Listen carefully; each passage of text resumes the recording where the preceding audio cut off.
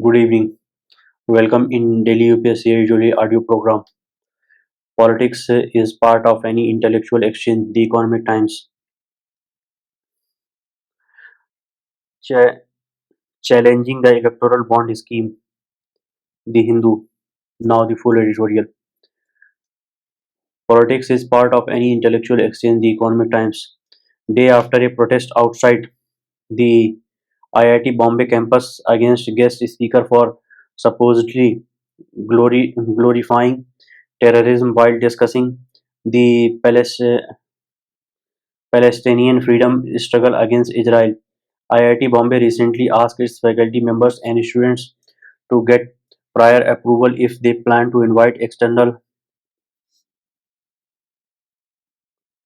speakers for a talk or to screen films for the content can be construed as political. IIT's cautious attitude needs a rethink if it is to be considered a serious institutions for the exchange of ideas and intellectual discourse.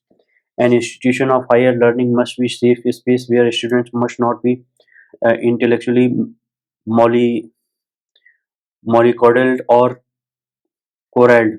Dif- Different views can only widen their worldview and sharpen their cognitive prowess. Even if a panel is set up, it should not have veto power. At best, it can be an advisory group to guide students on how to ensure that a lecture or panel discussion is an enriching one, especially if it holds different, even opposing views. To vent an intellectually active society that holds only a particular set of views is having one's cake and not, not eating it too. Conflating trouble with examining trouble is a sure recipe for blinkering curiosity and knowledge. As long as no law is broken and matters don't become insightful, matters political are the rap and woof of intellectual development as well as development as much as scientific development is in and is where science and ethics are tighter bound than ever, taking the easy way out, making political discussion verboten will hurt IITB. Instead, the administration must connect with its faculty and students to ensure that the institution remains the center of true learning, where students can access different views, examine them, and question all assumptions. Challenging the electoral bond scheme, the Hindu, with the constitutionality of electoral bond being contested more strongly, the citizen must push for a more level playing field in the next round of elections. Kamal, Kamal Kant Jaswal is president of Common Cause and former secretary to the government of India. Uh, political Political parties in India have traditionally been averse to any sort of public scrutiny of the sources and applications of their funds. The astronomical sums needed to finance their purchases and operations cannot be raised from party cadres and altruistic donors. These can only come from big businesses and as a liquid pro quo. Civil society has been campaigning for long to empower the voter by improving her access to background information on the candidates in the electoral fray and to bring about greater transparency in the obscure domain of political funding. In this, the instrument of public interest litigation (PIL) has been deployed to good effect. The campaign is premised on the citizens' democratic right to information, which is integral to the fundamental rights to speech and expression under the Constitution. A well over the corporate donor, the political establishment on this part has sought to undermine these hard-fought victories by legislative legerdemain and ingenious schemes fashioned to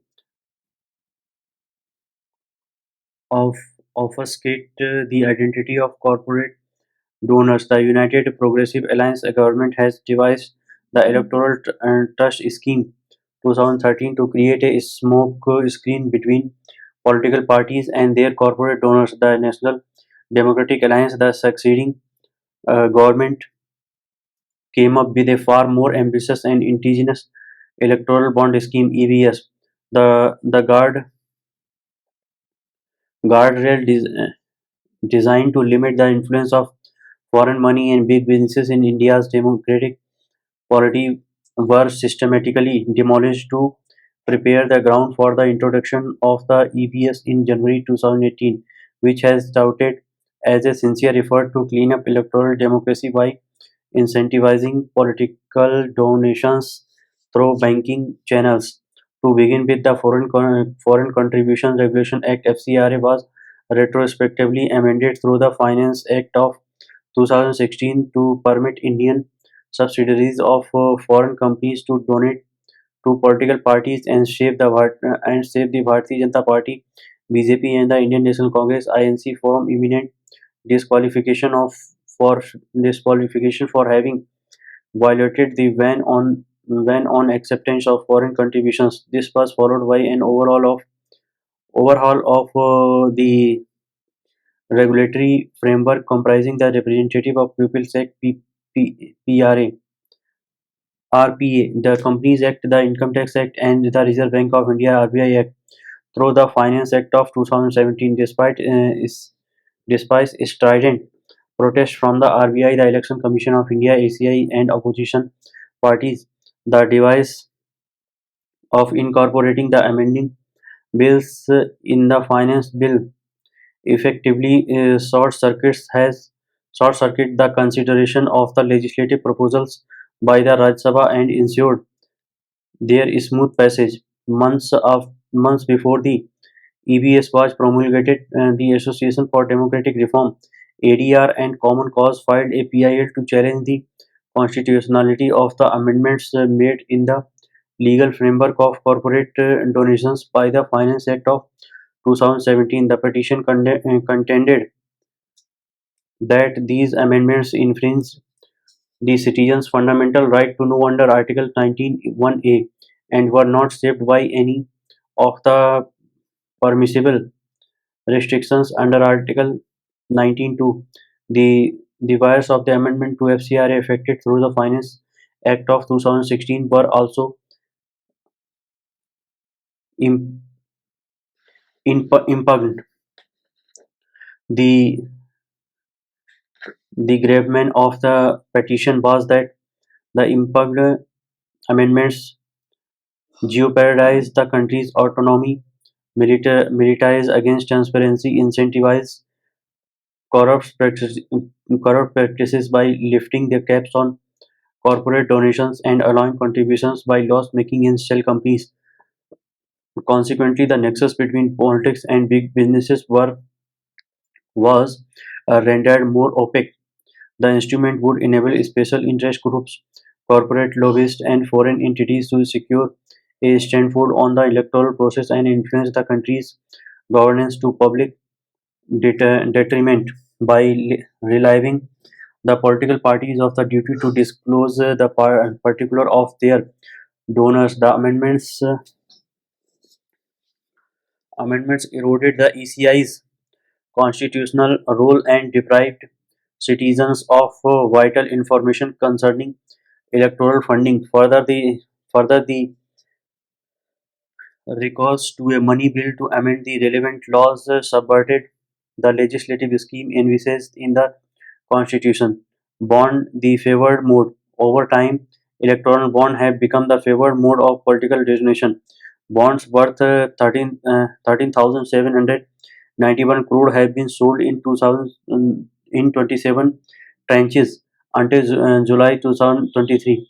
The ADR's research has shown that electoral bond accounted for 55.9% of the donations, totaling 9,188 crore received by the 31 political parties. Unsurprisingly, The BJP got the lion's share of 74.5% of electoral bond redeemed until 2020 to 2021. The INC was a distant second at 11%, followed by the Biju Janata Dal, the YSR Congress Party, and the Trinamool Congress. It will be naive to believe that political parties depend on these inflows to meet their unstable requirement of funds.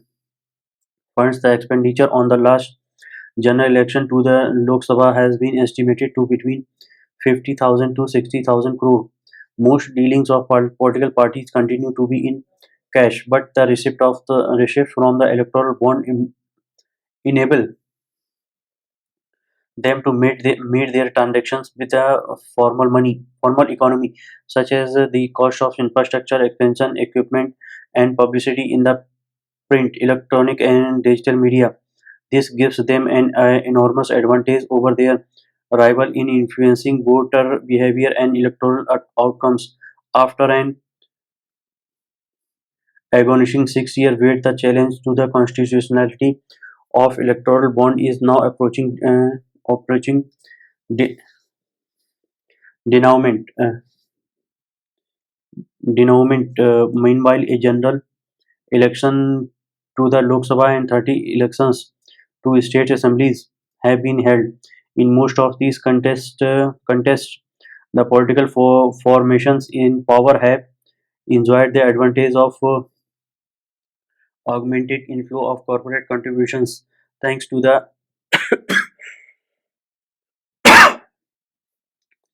EBS that inherently favors the incumbent.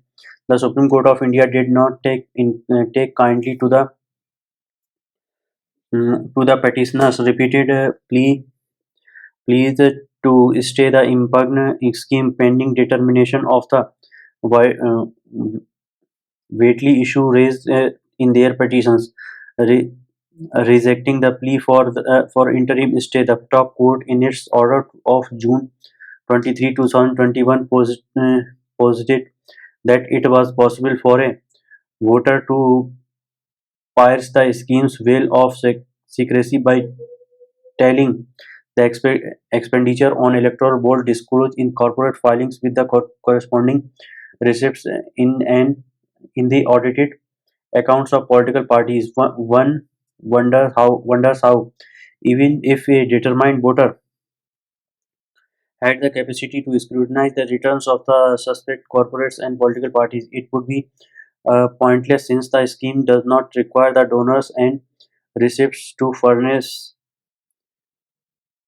disaggregated information regarding the electoral bond transactions. Significantly, the government has stressed the imperative of protecting donor anonymity ostensibly to shield them from retribution by political rivals. The Solicitor General has argued that anonymity is central to their right to privacy, even though this fundamental right is not available to artificial legal persons. Over 94% of the electoral bond sale are in the denomination of 1 crore rupees, a sum beyond the capacity of individual donors. Moreover, particulars of individuals contributing 20,000 and above are duly disclosed in party accounts. Why must corporate why must corporate donors receive greater protection? The hope dependency of the PIL has been marked by an interludes of activity and long stretch of som- somnolence. It is gratifying that the Constitution Bench, to which the crux of the PIL was referred, has expeditiously concluded the hearing, having regard to the strength of the case against the Supreme Court's stellar record in expanding the scope of the right to freedom of speech and expression and empowering the voter to make an informed choice. One may hope that the next round of elections will be contested on a reasonably level playing field. Thank you.